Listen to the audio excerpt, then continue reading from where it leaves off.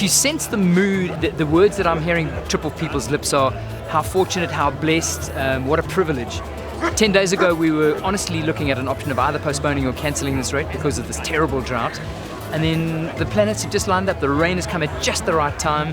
The paddlers believe so much in this race, and the community believes so much in giving the paddlers such a special experience, that all these forces have just combined at the right time. And the reality is, the rains have come, the weather's come, the spirit from the paddlers, the spirit of the community is all combined into a really exceptional weekend. It's beautiful and fun and an adventurous sport. It's great.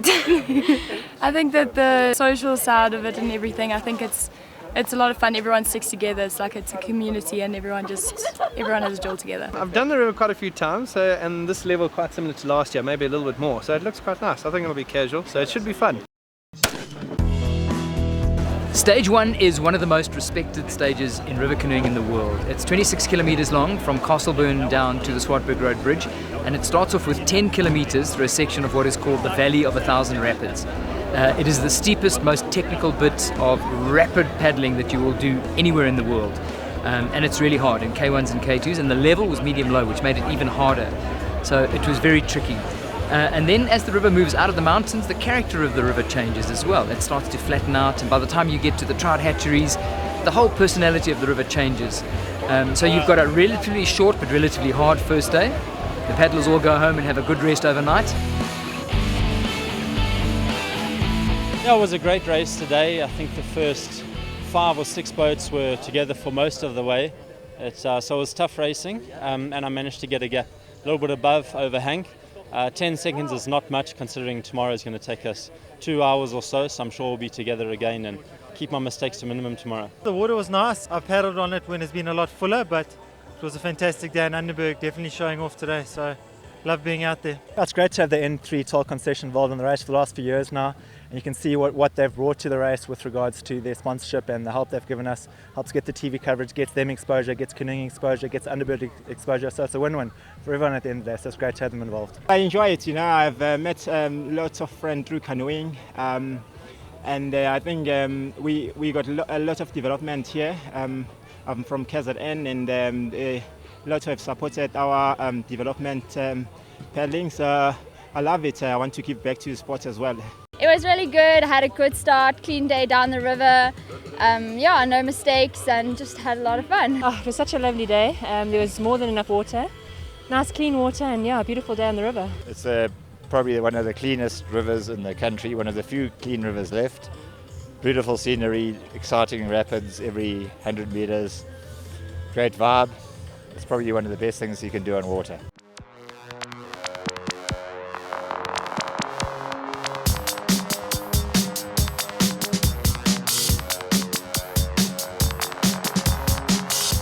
Day 2 is respected as one of the hardest days paddling in the whole South African calendar because it's 38 kilometers long, which is not long in terms of races like the Berg River Canoe Marathon or the Fish, but it is very hard. It starts off with some small rapids going into Underberg. You go through the Underberg Gorge, which is very difficult. It's grade 3, grade 4 rapids, and then you've got more of the flats. So you get the adrenaline high and the adrenaline low.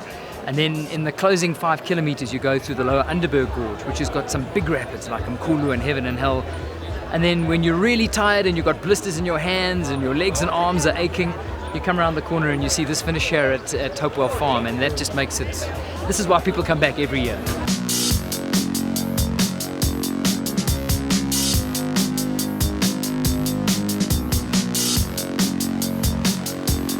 To give it some sort of context, Andre Hawarden came up from Cape Town where they don't have much rapid paddling at all.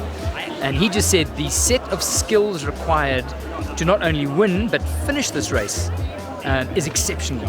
You need to be able to have your paddle, draw stroke, your bracing, the stability of the boat. You need to have a boat that's going to hold up for the right amount of time, and you've got to be able to put that together with the mixture of adrenaline and athletic endeavor and patience. Anybody that loses their head will come very unstuck on this river, and there are lots of broken boats on Karoo's from people that have lost their head and come unstuck. So it really does require that mix of endurance, stamina, athleticism and patience. And you've actually got to understand this river. There's a really cool canoeing saying, you can dance with the river, but you've got to know the steps. And this river, more than any river, tells that story. Only starting 13 seconds ahead of Hank this morning. I knew it was going to be a tough one, so I set off really fast.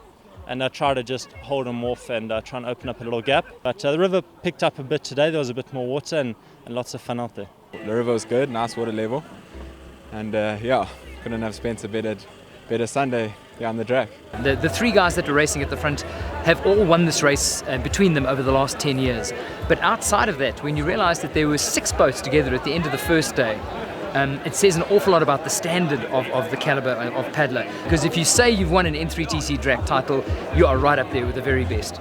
Drak's always my favourite, so I always also like to make this my aim. But yeah, it does give me a bit of a confidence booster now, knowing what form I'm in as I build up to doozy now. So yeah, good 2 days on the river, nice 2 solid days of training since we haven't been able to paddle on the river much with low water. So it was a perfect weekend.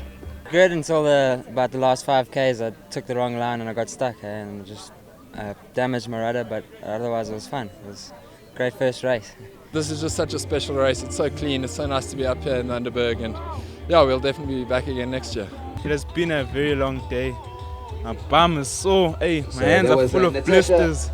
Hey, I'm tired. Today was really great. It's a lot further than I thought. It always feels a lot further. And got stuck once, but had a fantastic race. Definitely coming back next year.